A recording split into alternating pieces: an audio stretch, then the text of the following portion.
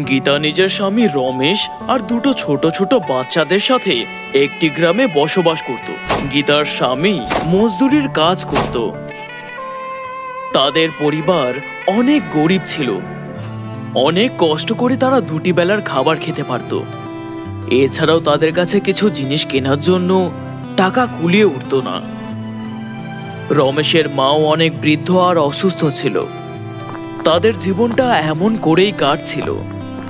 কিন্তু একদিন রমেশ হঠাৎই জ্বরে আক্রান্ত হয়ে পড়ে আর ভালোভাবে চিকিৎসা না করানোর জন্য তার মৃত্যু হয়ে যায়। গীতার স্বামীর একটি ছোট ভাই রাজুও ছিল, যে কিনা প্রচন্ড চালাক ছিল। দাদা মারা যাবার পর কিছুদিন তার পরিবার আর তার মায়ের দেখাশোনার নাটক শুরু করে। কিছুদিনের মধ্যেই তার মাকে বোকা বানিয়ে চাষবাদের সব জমি নিজের নামে করিয়ে নেয়।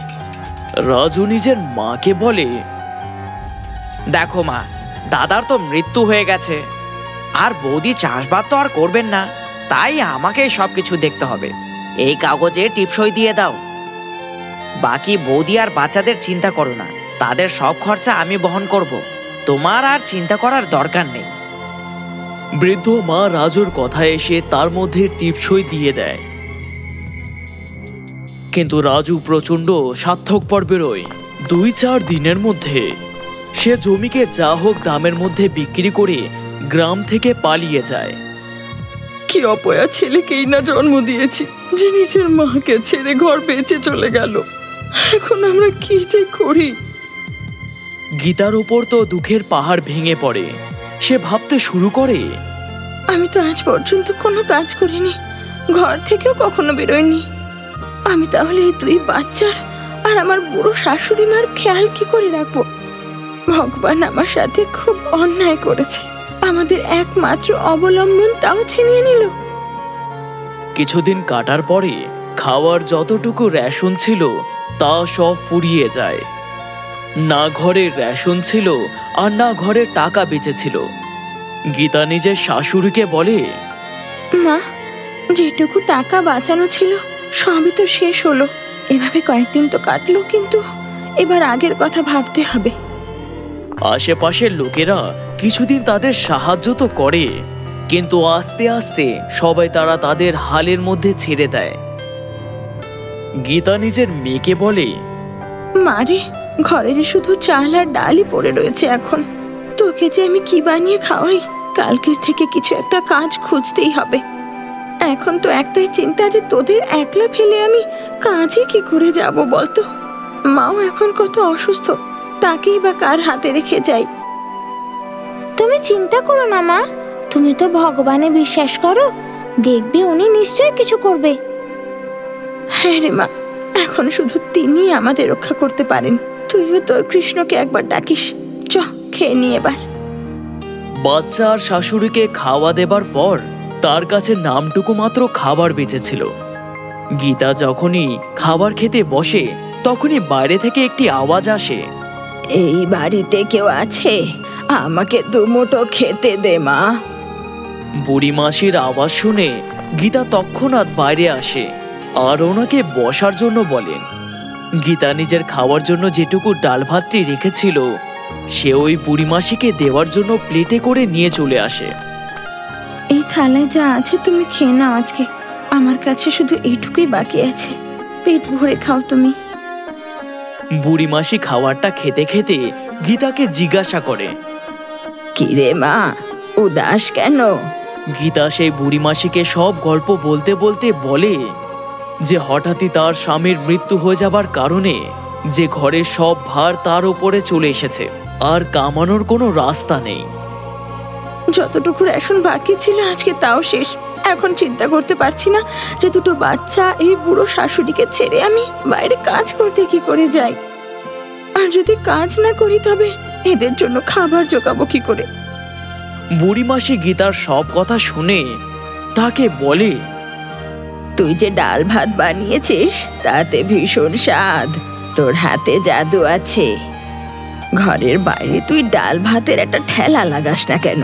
এতে তোকে কোথাও ঘর ছেড়ে যেতেও হবে না, আর আয়ও হতে লাগবে ঘরের পাশেই। আমি তোকে একটা নুনের প্যাকেট দিচ্ছি। এটা চমৎকারী, তাই রান্নার সময় এর থেকেই নুন দিস। তারপর দেখিস জাদু, আর তোর খাবার সঙ্গে সঙ্গে বিক্রি হয়ে যাবে। আর দেখিস টাকার কোনো দিন অভাব হবে না।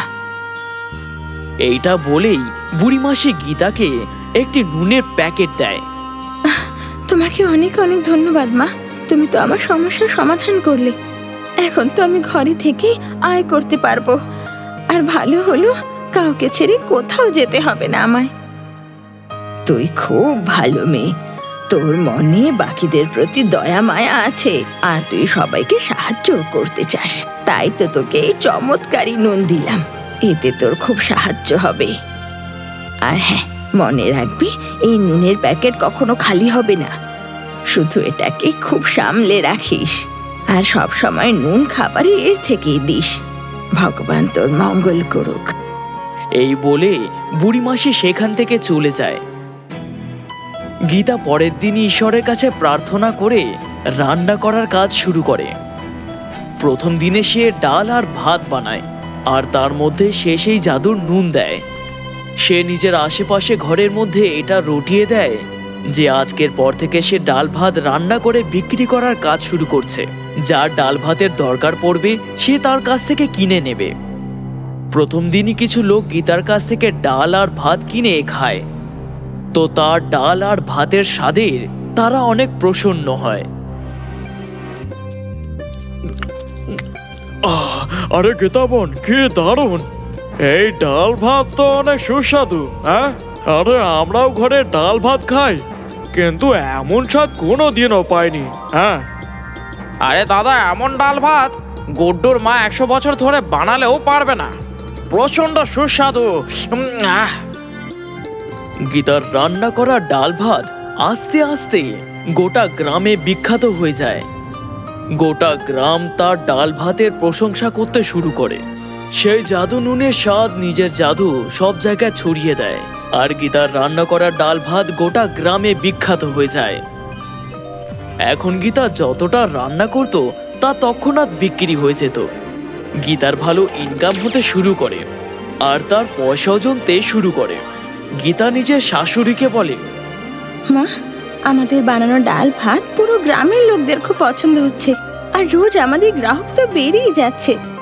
এখন আমাদের ঘরে টাকার আর কোনো অভাব নেই, তাই ভাবছিলাম যে আমার সাথে কাজ করার জন্য আমি একটা লোককে রেখে নিই। তাহলে এরপর থেকে আমরা ডাল ভাতের সাথে সাথে রুটি আর সবজিও বিক্রি করতে পারবো।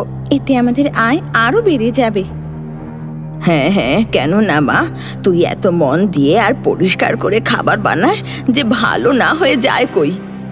এভাবেই পরিশ্রম করতে থাক, দেখবি ভগবান মুখ তুলে নিশ্চয়ই চাইবে। ব্যাস আর কি।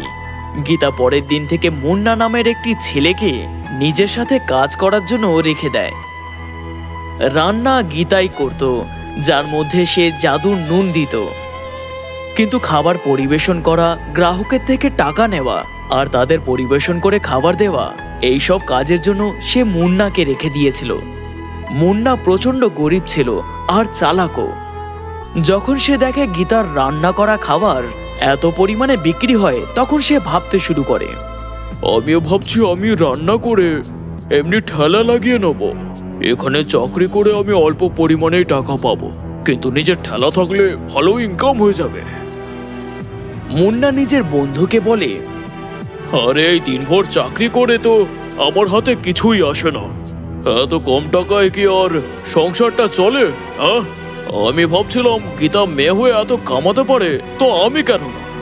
আমিও আলাদা ঠেলা লাগাবো। যখন এই কাজে এত কামাই আছে, তো আমি আলাদা ঠেলা লাগিয়ে বেশি টাকা উপার্জন করতে পারবো। হ্যাঁ, কতক্ষণ সেই গীতার চাকর হয়ে থাকবো? কিন্তু ভাই, ঠেলা চালানোর জন্য তোমার গীতার মতো সুস্বাদু রান্নাও তো করতে হবে, তাই কি না? এখন কিছুদিন তার সাথে থেকে তাকে দেখে দেখে রান্না করা শিখে নাও, তারপরই চাকরি ছাড়বে। হ্যাঁ ভাই, তুই তো ঠিকই বলেছিস। তার মতো সুস্বাদু রান্না করলে তারপরেই না কামাতে পারবো। মুন্না ভাবতে শুরু করে, গীতার রান্নার মধ্যে এমন কি দেয় যা দিয়ে তার খাবারের স্বাদ এত বেড়ে যায়? এই ব্যাপারটা খুঁজে বের করতে হবে। যদি আমার রান্না গীতার রান্নার মতো সুস্বাদু হয়, তারপরে না বেচতে পারবো। একদিন মুন্না লুকিয়ে গীতাকে তার রান্না করতে দেখে। সে অনেক ধ্যান দিয়ে দেখছিল যে গীতা কোনো বিশেষ মশলা তো দেয়নি, শুধু একটি ডিবে থেকে নুন বার করে তার রান্নার মধ্যে দেয়। মুন্না চিন্তার মধ্যে পড়ে যায়। শুধু নুন মিশিয়ে দিলে নুনটা এত সুস্বাদু হয়ে যায় কি করে? যাই হয়ে যাক, এই নুনটার মধ্যে কিছু গড়বড় আছে। যদি আমি ওই নুনটা চুরি করে নিই তাহলে আমার রান্নার মধ্যেও সেই স্বাদ চলে আসবে যা গীতার রান্নার মধ্যেও আসে। আবার কি, মুন্নার লোভের মধ্যে পড়ে গীতার নুনের ডিব্বা চুরি করে নেয় আর চুপচাপ করে নিজের ঘরে চলে যায়। গীতার মেয়ে মুন্নাকে নুন চুরি করতে দেখে ফেলে। সে এই সব কথা নিজের মাকে বলে দেয়। গীতা তা শুনে অনেক চিন্তিত হয়ে পড়ে যে তার নুন চুরি হয়ে গেছে। এইবার এই জাদুর নুন ছাড়া সে রান্না কি করে করবে? সে কাঁদতে কাঁদতে ভগবানের কাছে প্রার্থনা করতে শুরু করে। হে ভগবান, আমার সাহায্য করো। ওই বুড়ি মা যে নুন দিয়ে গিয়েছিল আমাকে, বদমাস মুন্না সেটা চুরি করে নিয়েছে। এখন আমি কি করি? আমাকে সাহায্য করো ভগবান। গীতা যখনই নিজের রান্নাঘরে রান্না করতে যায়, সে দেখে যে তেমনই একটা নুনের ডিব্বে সেখানে পড়ে আছে। গীতা তা দেখে অনেক আশ্চর্য হয়ে যায় যে এই নুনের প্যাকেট এখানে কি করে চলে আসলো। গীতা ভগবানকে ধন্যবাদ জানায় তাকে সাহায্য করার জন্য। সে তৎক্ষণাৎ সেই জাদুর নুন দিয়ে রান্না করতে শুরু করে। ওইদিকে আবার মুন্না সেই চুরি করা নুন দিয়ে রান্না করে নিজের ঠেলা গাড়িতে বসায় আর সব লোকদেরকে বলে, আসুন আসুন, মুন্নার ঠেলা গাড়িতে এসে সুস্বাদু খাবার খান। লোকেরা মুন্নার ঠেলা গাড়িতে খাবার খেতে চলেও আসে। কিন্তু যখনই তারা সেই খাবারটি মুখে নেয়, তারা তৎক্ষণাৎ সেটি মুখ থেকে ফেলে দেয়। আরে এত বাজে আর বেস্বাদ খাবার! হ্যাঁ, তুমি এতে মশলা নুন মিশিয়েছো নাকি বিষ? হ্যাঁ, আমাদের সব পয়সা নষ্ট করে দিল রে। এই খাবার কোনো পশুও খাবে না। চলো, আমাদের পয়সা ফেরত দাও। সবাই মুন্নাকে উল্টো পাল্টা বলতে শুরু করে আর নিজেদের পয়সা সেখান থেকে ফিরিয়ে নিয়ে চলে যায়। সে অনেক কষ্ট পায়, কারণ সে ধার বাকি করে অনেক রান্না করে ফেলেছিল। কিন্তু সব রান্নাটা বরবাদ হয়ে যায়, যা দিয়ে তার অনেক ক্ষতি হয়ে যায়। পরের দিন মুন্না গীতার কাছে কাঁদতে কাঁদতে ক্ষমা চাইতে যায়। সে বুঝতে পেরেছিল যে একটি ভালো মহিলার কাছ থেকে খারাপ করার বা চুরি করার ফলটি সে পেয়ে গেছে। সে গীতার সামনে হাত জোড়ো করে বলে, গীতা বোন, আমাকে ক্ষমা করে দাও। আমি তোমার জাদুর নুন চুরি করে কামানোর চেষ্টা করেছি, কিন্তু আমি ভুলে গেছিলাম যে জাদুর জিনিস সেই ব্যক্তির কাছেই কাজ করে যাকে সেটা দেওয়া হয়। আমি লোভে অন্ধ হয়ে তোমার জাদুর নুন চুরি করে ফেলেছি। আমাকে ক্ষমা করে দাও আর আমাকে তোমার কাজে ফিরিয়ে নাও। আমি তোমার কাছে কাজ ছেড়ে খুব ভুল করেছি। আমার অনেক ছোট ছোট বাচ্চা আছে, আমাকে দয়া করো। আমি কখনোই তোমাকে নালিশ করার সুযোগ দেব না। মুন্নাকে এমন করে কাঁদতে দেখে গীতার মন গলে যায়। গীতা মুন্নাকে বলে, আরে তুমি কেঁদো না দাদা, আমি এত কঠোর নই যে তোমাকে আমি আর কাজে রাখবো না, আর তোমার বাচ্চাদেরও আমি না খাইয়ে রাখবো না। তুমি নিজের ভুল বুঝতে পেরেছো, এটাই যথেষ্ট রয়েছে। কিন্তু এরপর থেকে এই কথা মনে থাকে যেন, যে অন্যের জিনিসে কখনো লোভ করা উচিত নয়, কারণ চুরি করা জিনিস কখনো তোমাকে সঠিক ফল দেবে না, উল্টো এর খারাপ ফলই পাবে তুমি। মুন্না নিজের ভুলটি বুঝতে পারে আর তারপর থেকে সে পুরো সততার সাথে গীতার সাথে কাজ করতে শুরু করে।